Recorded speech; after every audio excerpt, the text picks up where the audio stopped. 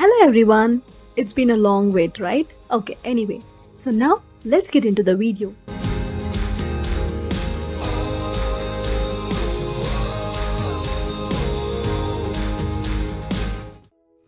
Let's start with a cute story from my nephew who's 5 years old, and this is one of my favorites. Well, my nephew heard his mom pray in their family prayer about one of the things that she was planning to start. And now, this cute little one who heard that particular prayer request was so excited about it. And the next thing that he did was, in the morning, he was so desperate regarding one thing, that he wanted to design a poster. So he asked us to buy him things that he needs to do the poster, which we bought him. And then along with his mom, he designed a poster which came out really good. And then what happened was, he asked me to come back home. So I went to his place and we posted that particular poster onto the wall. And then he came up with one more idea, which he asked me to arrange curtains so that he can close that poster. I asked him, why do we have to close the curtains? And then what he told me was astonishing. He told me that the curtains has to be opened, indicating that the launch is done. And then I was so happy for his act. And then finally, my nephew and his mom together, they launched that particular startup by opening the curtains. And there we go, the launch was done.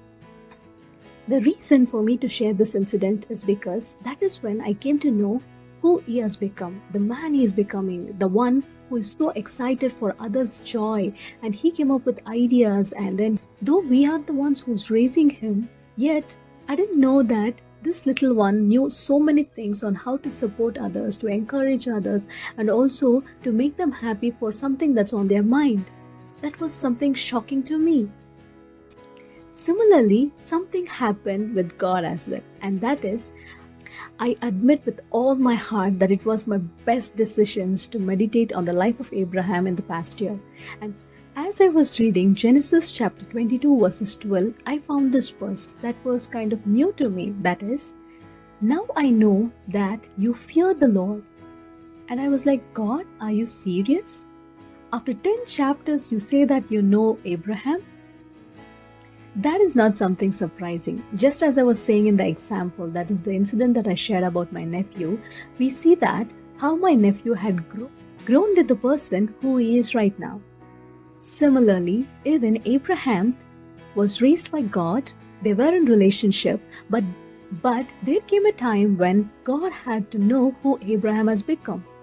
Exactly. So that is how even God is expecting us to be. And also we see that David is also aware about this thing called as to be known by God. How do I say that? It's because in most of the Psalms he has mentioned that search and know me. Or he would just mention like search my thoughts and know me. There are other times where he would say that God, you have searched and known me. Yes, it is one thing to know God, but it is entirely a different level of experience to be known by God. We all have heard of one of the scariest verses in the Bible, that is, depart from me, I never knew you. To hear that, it is frightening, but then when we understand the deep meaning behind it, that is the heart of God behind it, it brings us to tears. That is, let me give you an example. We all have friends. Sometimes our friends change because of situations or whatever the reasons are. They change. Then what happens is, we end up using this particular statement, that is, I never know the person this person has become. This is not the person I knew. We don't say that because we are mad at them or we are angry at them. But then we say that why? Because we are upset that the person has changed, and that brings tears into our eyes. And that is exactly what God also feels when we abandon Him and when we never get back to Him as we seek other things. It's not about what we do for Him that matters to Him the most. It is about who we are with Him that matters to Him the most. And that's why He says that I never knew you. But if at all we maintain a relationship with Him, then what He does say is, I know this person. I am so happy about who Sonia is. And He would invite us into His bosom. You don't have to be scared about this verse. Rather, you can still work towards to be known by Him. And I tell you, you are going to enjoy the experience. I cannot assure you it's going to be very, very good and peaceful. There are times things go up and down, but still, end of the day, it's to know Him and to be known by Him.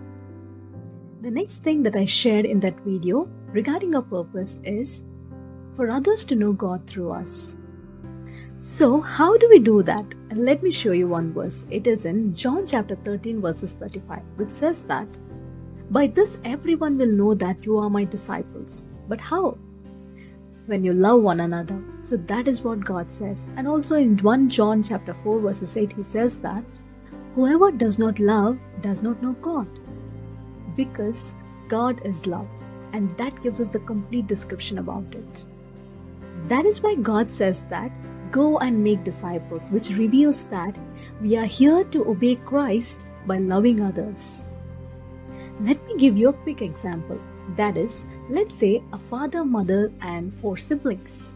We all know that not all the 4 siblings will have the same educational background and the work profile that they would be working on, right? But they all work towards one goal, that is for the family, to keep the family happy.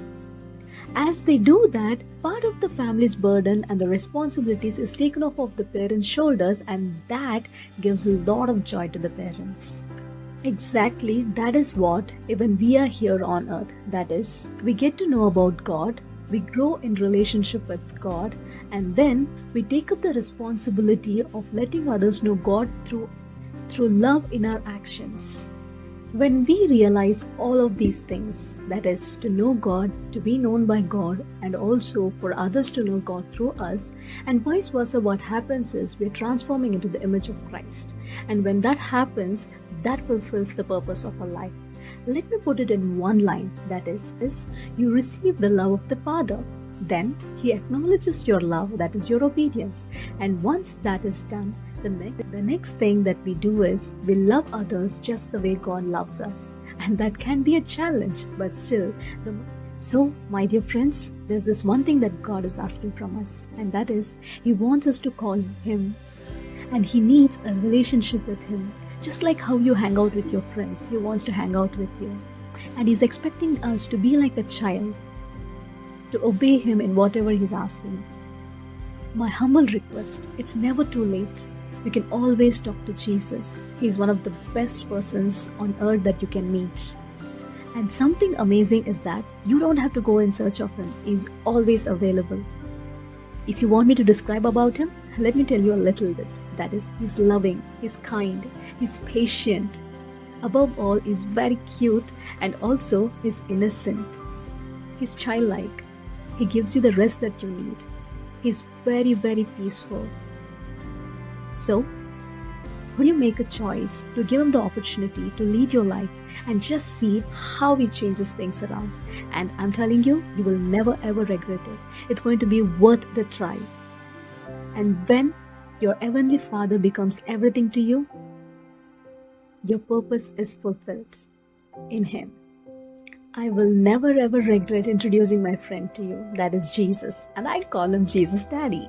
So now, it's your turn and your time to get back to Him and to talk to Him, to spend time with Him, to know Him, to be known by Him, and let others know about Him. So until next time, just remember this: never stop going crazy for Jesus and with Jesus.